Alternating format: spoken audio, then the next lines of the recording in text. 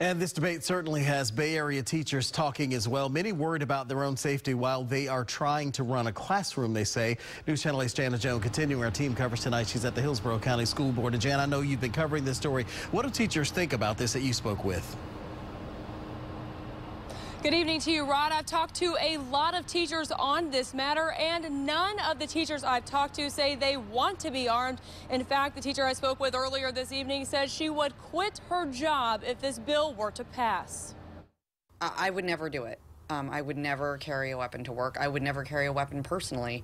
But if it was something that was forced on me, I would find another profession. Caitlin Cook has been a teacher for 13 years. She loves teaching her special needs high school students, but would never consider having a firearm in her classroom. I'm there to educate. I'm not there as a law enforcement officer. I'm not in the military. If I wanted to have a job where I carried a weapon to work, where I was protecting people physically like that, I would have joined that type of profession. She says the move is too risky. There's ways to prevent. Having a teacher armed is very reactionary. You're expecting there to be somebody, who's a shooter, and you're expecting teachers to react to that versus looking at preventative strategies. If the Senate passes the legislation, millions of dollars would be spent to train and arm teachers. Certainly, I would love to be getting my raise, and it would be great for my contract to be honored.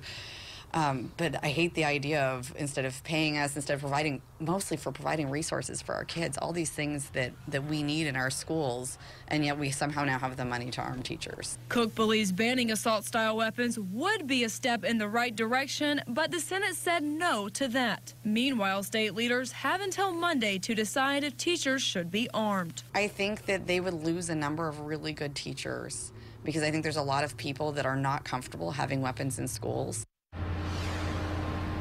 We've been following this gun debate since the start, as it is a very important issue impacting a lot of teachers, parents, students, and when that decision comes down on Monday, of course, we'll keep you updated. Rod? Jana Jones live for us tonight in downtown Tampa. Jana, thank you.